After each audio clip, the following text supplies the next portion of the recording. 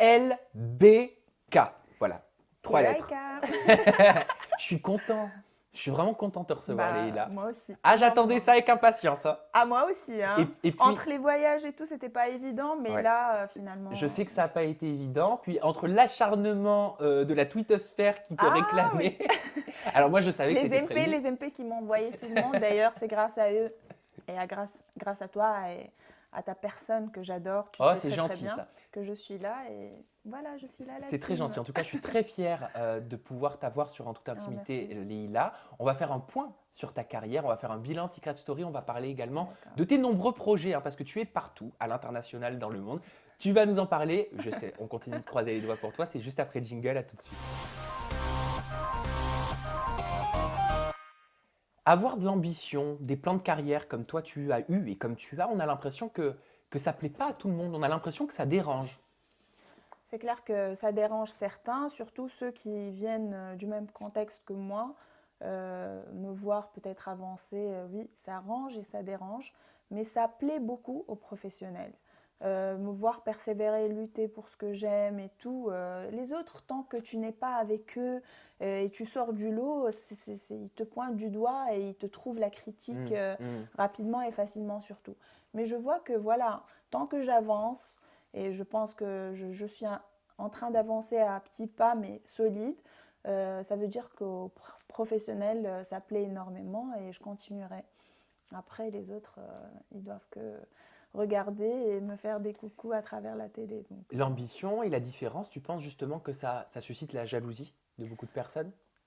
moi, je n'ai jamais vécu de la jalousie envers quelqu'un, donc Ouais. je la comprends pas en même temps. Mhm. Peut-être il y a des gens qui m'inspirent et j'aimerais être comme eux, mais Oui, c'est être différent jalouse, l'inspiration. oui. Mais c'est clair que je vois beaucoup de méchanceté gratuite, surtout des gens que je connais même pas.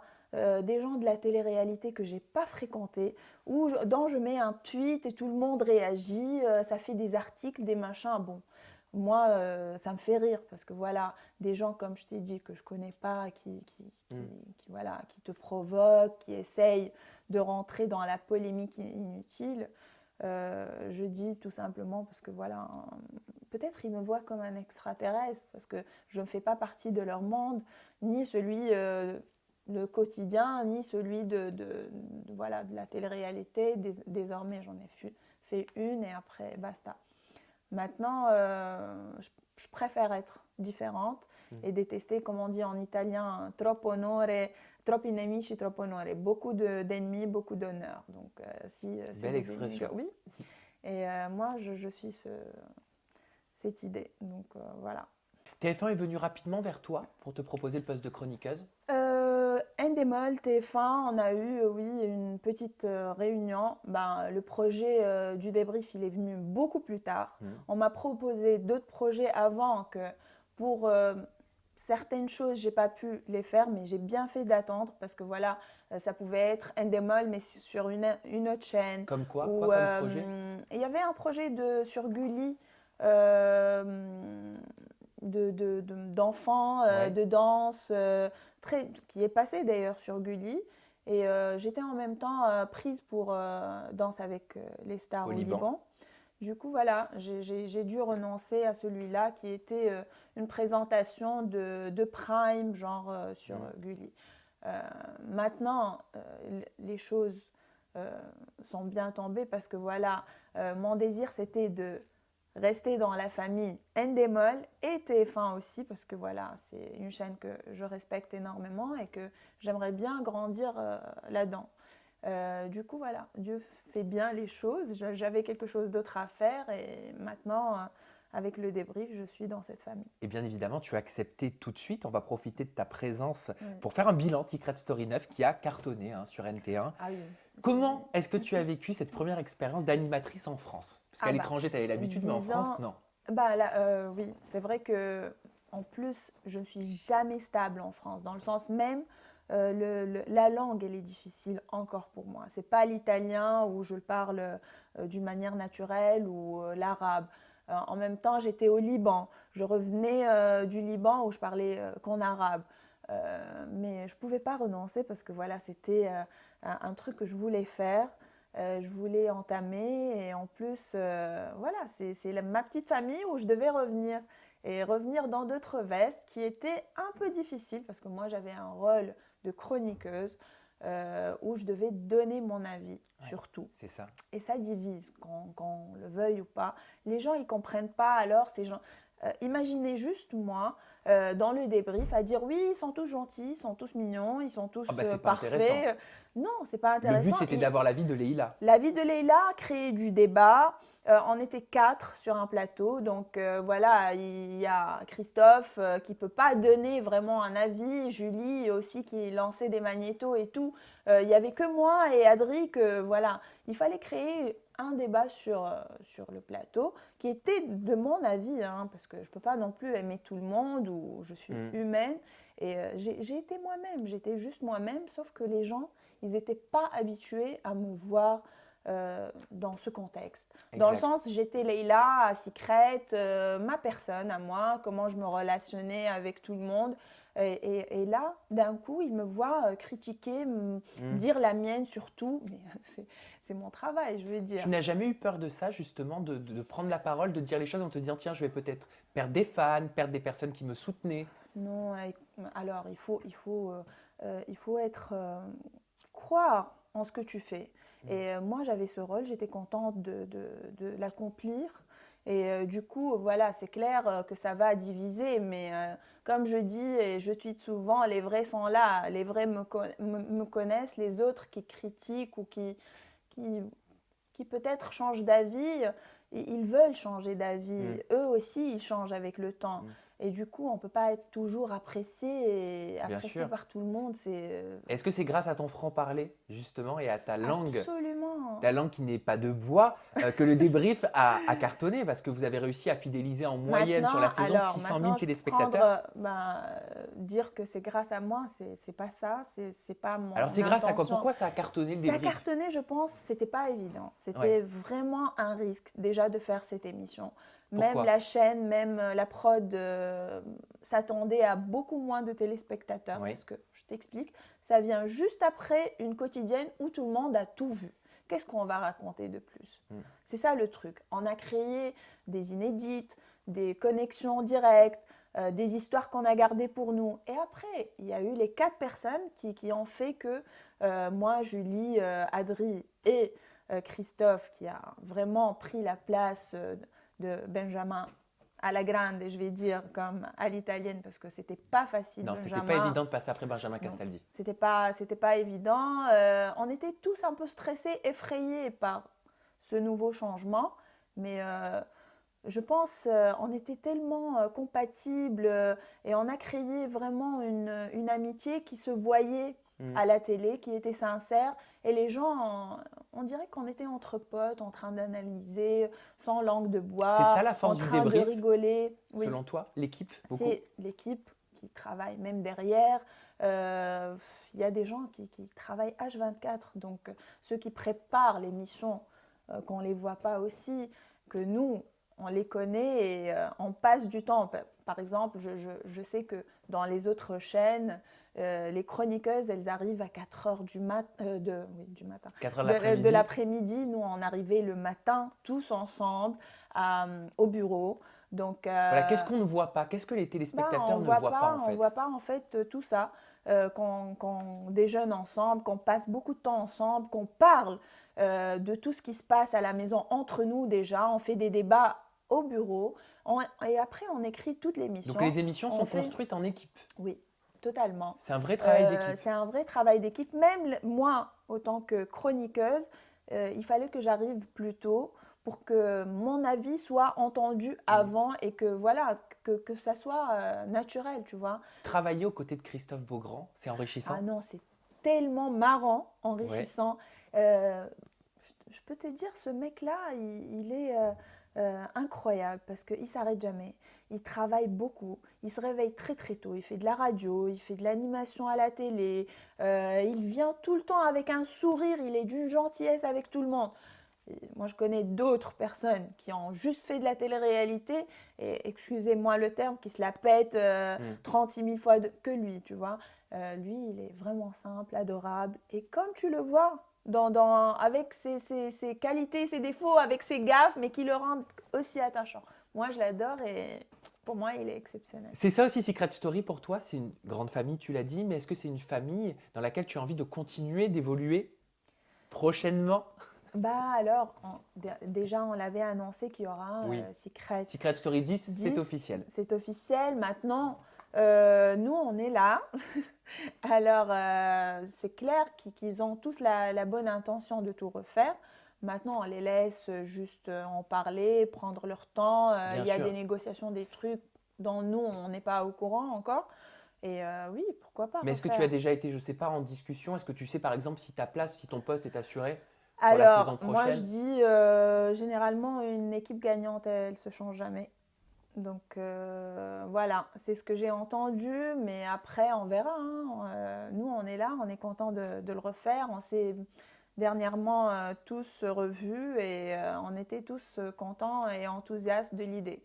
Maintenant il faut voir chacun de nous qu'est-ce qu'il a comme projet, mais moi personnellement, ma porte, elle sera toujours ouverte pour cette famille-là. Émilie Fiorelli, son nom, donc c'est la gagnante de Secret Story 9, son nom il ressort Mhm. dans la presse. Certains médias disent qu'elle pourrait intégrer le débrief en tant que chroniqueuse. Moi, je serais que contente parce que voilà, je l'apprécie beaucoup. Je la trouve aussi une personne qui essaye de sortir du lot. Euh, Elle a toutes les cartes en règle pour. Ouais. Pourquoi pas? Je veux dire, Mais est-ce que tu après, penses que Secret Story va intégrer une ancienne gagnante ou un ancien candidat au sein de l'équipe? pourquoi pas? Je suis une ancienne gagnante aussi. Nadège, quand elle a présenté aux côtés de Benjamin, c'était une ancienne gagnante. Ça pourrait l'être. Au niveau des rumeurs de Secret Story 10, bah, tu te doutes, Leïla, que je vais quand même te poser quelques petites questions parce qu'il y a tout Oui. et n'importe quoi qui sort dans la presse. Ah oui, c'est plus Voilà. n'importe Ah quoi non, que mais tout. généralement, quelques mois avant une nouvelle saison de Secret Story, tu sais comment c'est l'effervescence.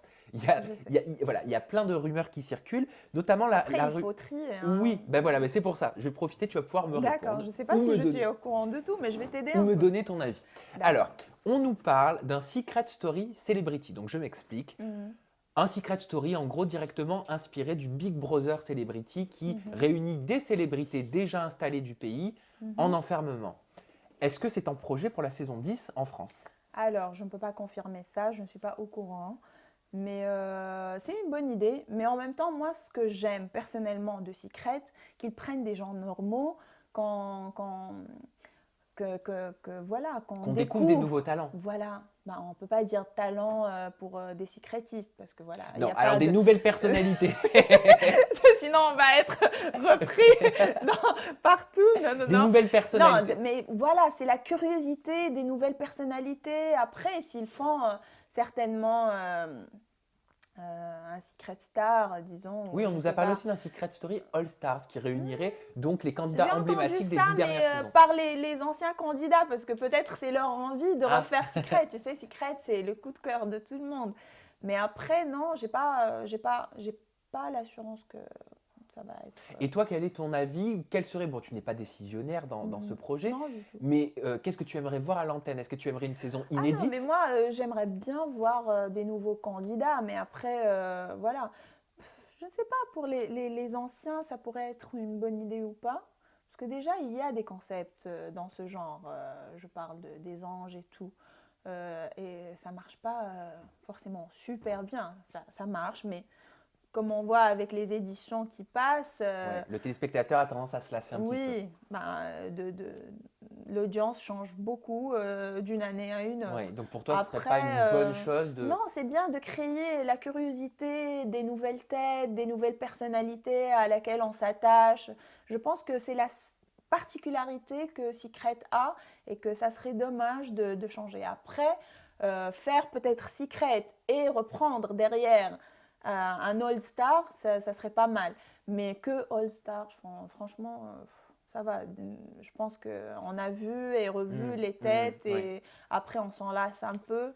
Moi, je préfère de la nouveauté. Et quand est-ce qu'on va vous retrouver alors? Parce qu'on nous parle d'une saison 10 de Secret Story prévue pour la fin du printemps 2016.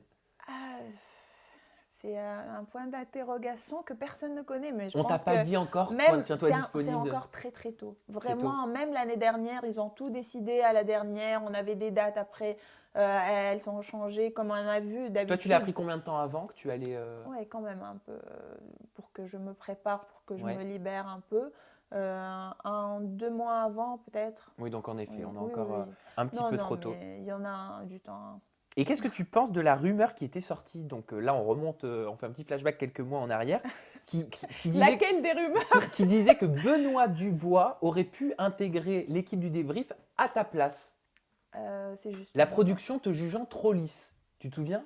Trop lisse. Bon, Benoît, déjà, il a intégré une chaîne où je pense que TF1 ne pourrait jamais accepter, je pense, hein, c'est une idée que je me fais, une personne qui arrive d'énergie douce. Je ne sais pas, mais après, non. Moi, j'étais contactée dès le départ, depuis même avant que le débrief soit Mis sur pied. Voilà. Du coup, je pense que c'est que des rumeurs. Merci. On a parlé beaucoup professionnel. Voilà. Oui. C'est vrai, on n'a fait que ça. Hein. Oui, en même temps, ta carrière, elle est très en remplie. même temps, moi, je suis très discrète sur ma vie privée. Je sais. Et en même temps, oui, les gens, ils sont même seulement curieux aussi de ce que je fais. Parce que ça intéresse. Forcément, Oui. la vie professionnelle, ça intéresse. C'est une fierté. Tu as un parcours extraordinaire et tu le sais, je te l'ai répété plus d'une fois. Mais j'ai quand même envie de te poser quelques questions parce que on connaît cette Leïla en fait. On connaît la Leïla Ben Khalifa qui est un bourreau de travail, qui travaille énormément, qui est passionné, qui passe son temps à travailler pour gravir les échelons et être une animatrice, une chroniqueuse qu'on connaît maintenant. Mais celle qu'on connaît moins, c'est Leïla Ben Khalifa, la femme. Qu'on connaît moins, c'est pas vrai parce que voilà, j'ai passé quand même 2 mois et demi avec Secret sous les caméras et tout, et les gens ils m'ont connue très très bien, mais ils ont oublié peut-être. Mais c'était dans le cadre d'un jeu parce que voilà, aussi. d'un jeu, oui, ils peuvent avoir des doutes et tout. C'est clair que je vais pas parler de ma vie maintenant en sortant d'une télé-réalité. J'ai décidé de ne pas m'afficher personnellement et sentimentalement encore comme ça. Mais qu'est-ce que tu veux savoir? Alors moi, je voulais te faire réagir. Tu sais qu'Emeric, ça je ne te l'apprends pas, est chroniqueur sur l'émission Touche pas à mon sport sur la chaîne D8. Et le 18 décembre dernier, son collègue Tony Saint-Laurent a révélé lors de sa chronique, donc il a dit, je vais te dire exactement ce qu'il a dit, il a dit c'est une exclue Touche pas à mon sport, Emeric a rendez-vous après l'émission avec Leïla. Il va la chercher à l'aéroport. Donc moi, j'ai envie de savoir, parce que forcément, votre histoire est née sous le feu des projecteurs. Il y a eu des complications par la suite. Mais depuis ce fameux mois de décembre, ce 18 décembre, est-ce que vous vous êtes revus? Comment évolue aujourd'hui, à l'heure où on parle, votre relation? Je te dis la vérité. En même temps, oui, pour Emeric, je dis que pour Touche pas à mon sport, finalement, il a entendu mes conseils et la persévérance porte des résultats. Et lui, il a su, comme moi, renoncer à l'argent facile, à l'exposition inutile pour créer une carrière, je parle. Puis ça n'a pas dû être évident, je me permets peut-être pour lui, parce que quand on est quand on est un homme surtout, c'est frustrant de voir sa compagne aller peut-être évoluer plus rapidement. Alors, je vous dis la vérité, c'est ça peut-être qui a causé un peu de problème pendant mon retour en France, pendant la période du débrief. Après, Danser avec les stars, peut-être il m'accusait de l'avoir bloqué sur beaucoup de choses, mais avec le temps, peut-être il se rend compte que j'avais... Pourquoi bloqué? Pourquoi tu dis bloqué? Parce que bloqué, moi je voulais pas faire de télé-réalité. Eux, ils nous contactaient en couple, ils voulaient qu'on soit ensemble. Moi, c'était catégorique non, non, non. Donc lui t'a reproché peut-être de mettre des freins par rapport à vos participations? Oui, en même temps, il me dit, toi tu travailles, moi je suis en train de rien faire. J'ai pu peut-être avoir un peu d'argent à droite et à gauche, mais voilà. Et en même temps, moi je voyais en lui une capacité, un talent qui pouvait avoir une possibilité. Donc tu le conseillais? Oui, oui, absolument. Maintenant, je suis contente que finalement, quelque chose se passe dans sa vie, Mm. il est épanoui professionnellement et il a encore beaucoup de temps parce qu'il n'a que 24 ans. Oui, il est Et jeune. le chemin qu'il a fait, persévérer dans la radio, prouver C'est aux vrai. gens qu'il pouvait faire autre chose, se faire remarquer à travers la radio, Se c'était faire remarquer par les incroyable. professionnels, c'est-à-dire qu'il a C'est ce que suivi sa ligne conductrice. Exactement. Donc, il a suivi un conseil, mais il a été persévérant dans le sens que il avait du talent, il voulait Oui. le prouver et peut-être il y avait un bras de fer. Dans un sens, il se disait peut-être j'ai perdu quelque chose parce que C'est voilà, normal de se poser ces questions. ça paye pas hein, faire de la radio et tout. Bien sûr. Donc, mais il a persévéré et là, il récolte. Et je suis très heureuse et très fière. Et finalement, je me dis, voilà, c'était pas aussi mal que ça, qu'il a attendu, qu'il n'a renoncé à d'autres À choses d'autres comme, projets. oui, comme Et il la avait, enfin, il télé-réalité. n'avait pas annoncé, mais son comportement sur les réseaux sociaux faisait penser à une reconquête. On avait l'impression qu'il essayait, par un moment, de C'est te reconquérir. Alors, c'est la nouvelle de TPMS. Quand je l'ai apprise, j'étais, je pense, la première à l'apprendre. J'étais plus heureuse, moi, que lui, dans le sens que je pleurais pratiquement. J'étais contente. Si c'était un truc pour moi, j'aurais jamais réagi autant. C'était super émouvant, dans le sens que ça m'a touchée finalement. Je voyais qu'une certaine frustration allait se libérer et Ouais. il pouvait finalement se détendre. Se détendre Maintenant, professionnellement. oui. Maintenant, le rapport que j'ai avec Emric, il est tellement spécial, que ça soit d'amour, d'amitié, de conflit, de tout ce que tu veux. Avec ce qu'on a vécu médiatiquement, moi, j'en ai pris plein la gueule, parce que les gens, ils jugent des trucs futiles et superficiels, ils ne vont pas creuser les vrais problèmes et comprendre. Ils ne sont pas avec nous, donc ils ne savent rien en fait, ils parlent juste comme ça. Avec tout ce qui s'est passé chez nous au débrief, comment il s'est comporté après et tout. Maintenant, j'ai pris la décision de garder tout pour nous, pour moi. C'est clair qu'on a un rapport super particulier que personne ne peut comprendre en Est-ce que fait. vous vous refréquentez? Est-ce que vous vous revoyez? Ben, on ne va pas nier quand on ne s'entend pas, qu'on ne se voit pas. Après, Parce qu'on vous a vu dans la presse, il y a une paparazza, tu l'as c'est vu, on voit sortir clair, d'un c'est hôtel. clair. J'ai pas du tout apprécié la paparazzade. C'est clair que tu te sens un petit peu trahi et dans ta vie privée et tout. C'est pas parce qu'on veut faire les stars ou, Non, bien sûr, mais bah ça, c'est juste parce que voilà, tu vis un moment assez fragile et t'as pas envie d'être exposé forcément. Et est-ce que tu penses que votre couple est peut-être encore un peu trop fragile par rapport à tout ce que vous avez supporté pour pouvoir l'annoncer? Alors, non, on était fragile. Maintenant, on parle pas de couple, comme je t'ai dit, parce que toi, tu joues bien avec les mots là. En couple, fragile, pas fragile. Alors, couple, je ne sais pas et je dirais pas. Mais je pense que non.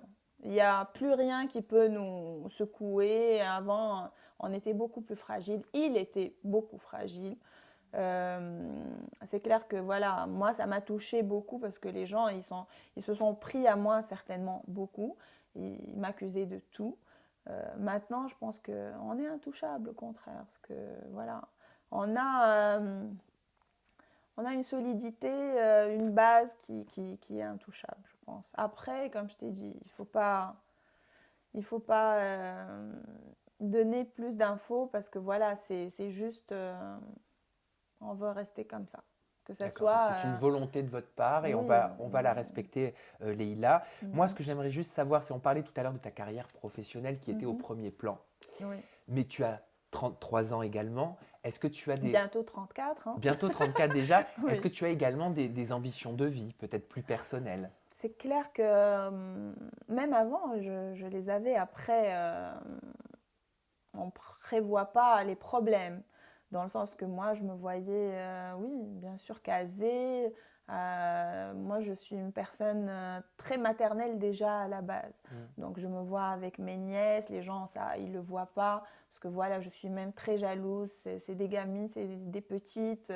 J'aime bien les protéger dans ce sens. Elles n'ont pas choisi à être médiatisées ou quoi que ce soit. Du coup, les gens, ils ne me connaissent pas. Même avec les enfants de mes amis, je suis très, très, très maternelle. Et tu songes à Donc, devenir maman, toi-même? je rêverais. Après, c'est le destin, c'est les problèmes de couple qui font que après les choses ne se réalisent pas. Mais c'est clair que j'aimerais bien, même d'ici une année, pouvoir être heureuse déjà, stable. Parce que voilà, le travail, c'est un truc c'est ma passion, je le fais, mais comme n'importe quel travail. Donc tu pourrais par exemple l'année prochaine te dire je prends une année pour moi, voire 2 ans pour Julie pouvoir… Tatan, elle faisait le débrief en étant Bien sûr. enceinte et tout. Je pense que voilà, toutes les mamans qui travaillent, elles le font, elles prennent quelques mois de temps pour accoucher, après reprendre. Je veux dire, si tout va bien, si ma vie sentimentale serait stable et tout, j'aimerais bien, oui, fonder une famille très rapidement. Et ben c'est tout ce que je te souhaite. Ah bah moi aussi. Bah, tu reviendras là, hein. Ah oui. Bon Leïla, écoute, merci infiniment. Merci pour à ta toi. confiance, ça me touche beaucoup. Non, mais je me sens en tout cas très à l'aise et voilà, j'ai parlé beaucoup de choses que j'ai jamais affrontées dans une interview. Donc. Merci infiniment. Je ne Merci peux que te à toi. remercier. Et je peux que vous remercier aussi à vous, Bah oui, moi aussi, à la maison. moi, Voilà. chérie. Merci de nous avoir suivis. Vous n'hésitez pas à réagir à la maison avec le hashtag ETI pour En Toute Intimité. N'hésitez pas à poser vos questions à Leïla Ben Khalifa sur Twitter. Et d'ailleurs, la séquence des questions, elle arrive très bientôt. Vous restez surtout branchés sur En Toute Intimité. À très vite. Ciao.